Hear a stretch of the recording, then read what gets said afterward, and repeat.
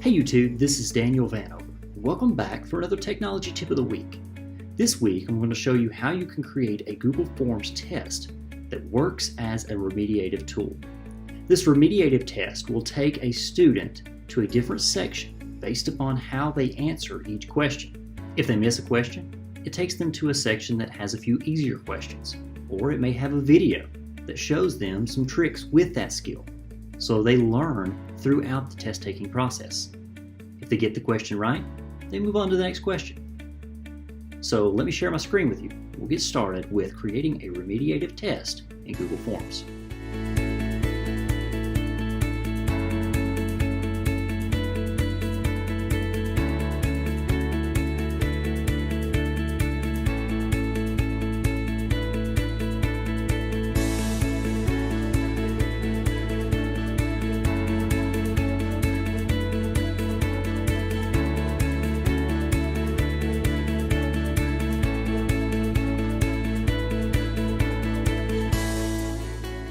So we're going to start out in Google Drive, and I'm going to create a folder for this test, and we'll just call it Google Form Test.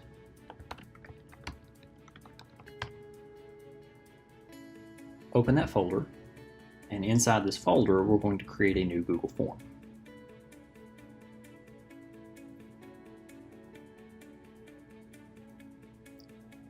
So as always, we want to give the Google Form a title. When you give it a title, click in the top left so that you can change the actual file name to the same thing as the title, or if you want to rename the file name as something different. If you don't, it's going to leave it as untitled form, and you'll just have a bunch of untitled form files inside of that folder. Here you can give it a description if you want to give any kind of instructions for the test. The first question, probably you want to put name, and also make it a required question. And then we'll click the plus button to add another question. This question is going to be a multiple choice question. As a basic question, I'm just going to do 2 plus 2. And I'm going to give a few answer choices. 3, 4, 5, 6. I also want to make this question required, because this is our first question. This is the main track question. I can even take note of that in the title. If I wanted to call this M1, it could be the main question 1 or number 1. After M1, I have two options. I can either create a section for question number 2, M2, the main question number 2, or I can create a section that is the remediation questions for answering question 1 incorrectly. It's totally up to you how you want this test to lay out, but ultimately we're going to have a separate section for each question and a separate section for each of the remediation questions that relate back to missing a main question. In this instance, I'm going to put my remediation questions directly after every main question. To do that, I'll click on the Add section, and I may call this R1, Remediation 1. I don't have to call it anything. I can leave that completely blank. Section titles are optional. This is just for my own benefit. And then I'll click the plus button and I'll add a question. I may call this R1.1, and then ask the question. Give the answer options.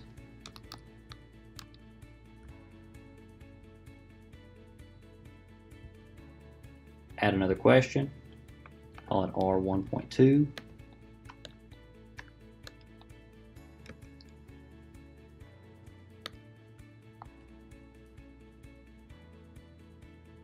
I could do as many remediation questions as I want here.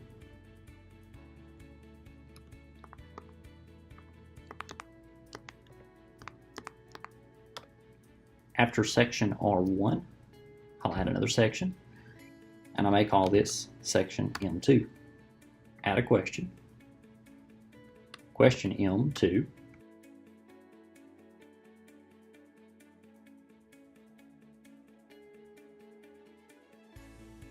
Add another section. We're going to call this section R2. And we'll add our questions for R2.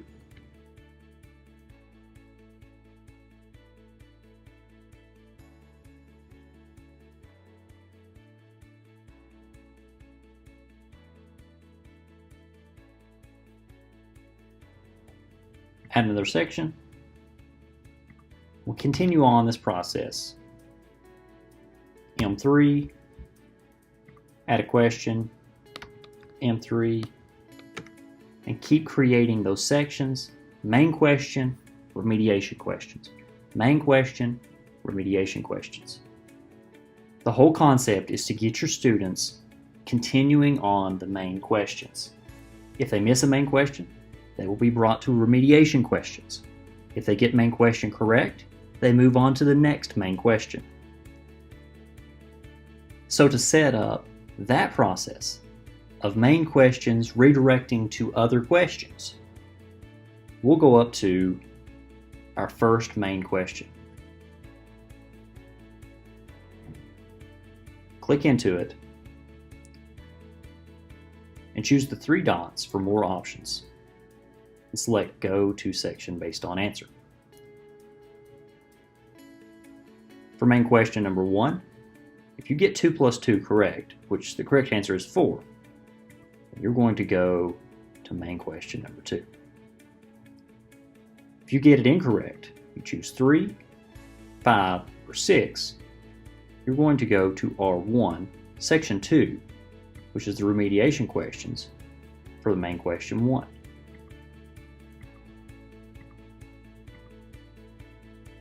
And then we move on to R1, and we make sure that when a student finishes the remediation questions, they go on to section 3, which is our main question number 2. For main question number 2, we'll do the same thing. Select the question, then choose Go to Section Based on Answer. If you get 3 times 2 correct, you're going to go on to question number 3, section 5. If you get the question incorrect, we're going to go to the remediation questions for number 2, which is R2, section 4.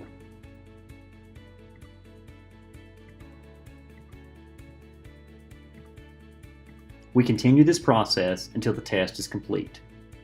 Your remediation sections do not have to have questions. You could actually just have a video or a paragraph for them to read. Then they move on to the next question. It's totally up to you how you want to set up a remediation test in Google Forms, but this is how you can set up a question to go to a section based upon the answer that the student selected. And that's how you create a test that works as a remediation tool using Google Forms.